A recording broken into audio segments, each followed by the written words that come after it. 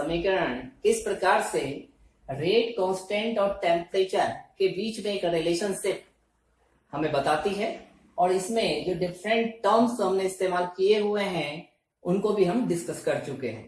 तो एक बार फिर से मैं इसे रिपीट कर रहा हूं। आर्हेनियस इक्वेशन की जो चरघातांकीय रूप या एक्सपोनेंशियल फॉर्म है वो निम्न प्रकार से दी जाती है: k equal to a e की power minus of e a upon of R T. यहाँ पर k क्या है? k हमारा रेट कांस्टेंट है, a क्या है? आर्हेनियस फैक्टर है, e फॉर एक्सपोनेंशियल है, और ये E हमारा एक्टिवेशन एनर्जी है, R हमारा गैस कांस्टेंट है, और T टेम्परेचर इन केल्विन है।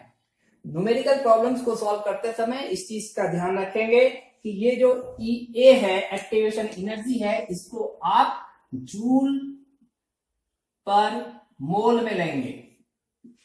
अब हम इस इक्वेशन की एक और फॉर्म, लॉगरिथमिक फॉर्म, जिससे कि हमें मैथमेटिकल कैलकुलेशन करने में बहुत ही आसानी हो, उस फॉर्म को डिराइव करते हैं, उस फॉर्म को ऑब्टेन करते हैं।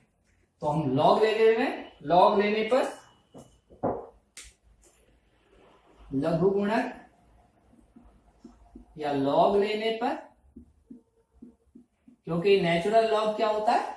लॉग बेस ई होता है, तो हम लिख देंगे ln k इक्वल टू, आपको पता है जो मल्टीप्लीकेशन में होता है तो log m into n equal to log m plus log n लिखा जाता है, तो इसलिए यहां पर हम लिख देंगे ln a plus ln e की power minus of e a upon of R T.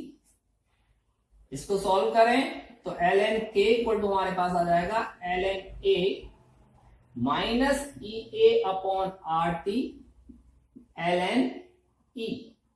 क्योंकि लॉग बेस e है और उसी बेस पर उसी का लघुगुणक की मान क्या होता है? 1 होता है, तो ये हो जाएगा हमारा ln a minus e a upon R T. यहां पर कुछ चीजें हमने जो अप्लाई की हुई हैं लॉग के फॉर्मूले, वो मैं यहां पर लिख दे रहा हूं।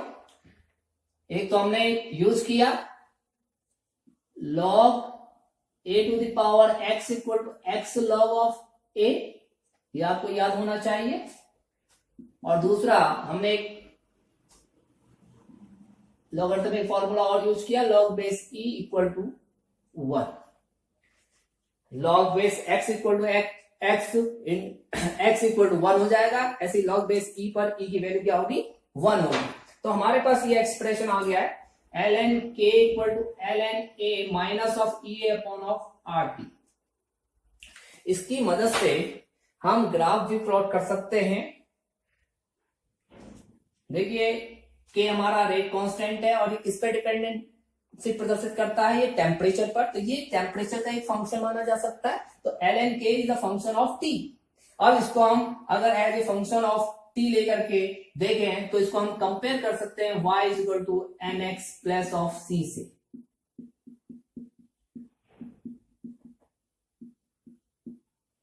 देखिए y वेरिएबल क्या है? ln k, और दूसरा वेरिएबल क्या है हमारे पास? 1 अपॉन t। t हमारे पास एक वेरिएबल है और एक वेरिएबल हमारा ln k है, ये कांस्टेंट टर्म है। अब अगर हम कंपेयर करते हैं तो y इज इक्वल टू हमारे पास आ जाएगा ln k, m is equal to आ जाएगा minus of e a upon of r, और c इक्वल टू आ जाएगा ln a, और x इक्वल टू आ जाएगा 1 अपॉन t। तो हम ग्राफ प्लॉट कर सकते हैं x और y एक्सेस में, किस किस के बीच में? ln k और 1 अपॉन t के बीच में। अगर ये ग्राफ प्लॉट किया जाए तो क्या होना चाहिए? ये एक स्ट्रेट लाइन होना चाहिए जिसका स्लोप क्या है? नेगेटिव है। नेगेटिव स्लोप की वजह से स्ट्रेट लाइन आपकी कुछ इस तरीके से आपको प्राप्त होगी, और y एक्सिस को जहां पर ये कट करेगी वह इंटरसेप्ट आपको क्या बताएगा? e a upon of ln a के इक्वल होगा c की वैल्यू, क्योंकि किसके इक्वल है? ln a के इक्वल है। और इसका जो स्लोप होगा वो किसको डिनोट करेगा? Minus e a upon r को डिनोट करेगा। कई बार प्रॉब्लम में ये स्लोप दे दिया जाता है और इस स्लोप की मदद से कहा जाता है कि फाइंड आउट कीजिए कि एक्टिवेशन एनर्जी क्या है, तो एक्टिवेशन एनर्जी को फाइंड आउट किया जा सकता है, क्योंकि स्लोप क्या है, -EA/r के इक्वल है। तो इस फॉर्म से हमने एक ग्राफिकल रिप्रेजेंटेशन कर दिया है ln k और 1/t के बीच में। अब हम मैथमेटिकल प्रॉब्लम्स में रेट कांस्टेंट और टेम्परेचर पर संबंध व्यक्त करने के लिए दो डिफरेंट टेम्परेचर्स पर अलग अलग रेट कांस्टेंट लेकर के चलेंगे और एक इक्वेशन फाइंड आउट करेंगे, और ये हमारे न्यूमेरिकल पॉइंट ऑफ व्यू से बड़ी ही इंपॉर्टेंट होगी। मान लेते हैं, माना ताप T1 पर वेग स्थिरांक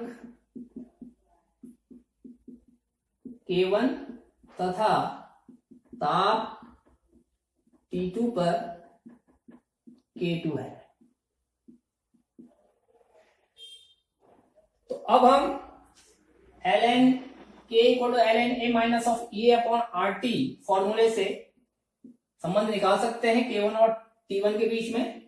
ln A-EA/RT1 ये पहला एक्सप्रेशन हो गया, पहली इक्वेशन बन गई। इसी प्रकार से दूसरी इक्वेशन बन जाएगी ln K2 = ln A-EA/RT2, second equation बन गई।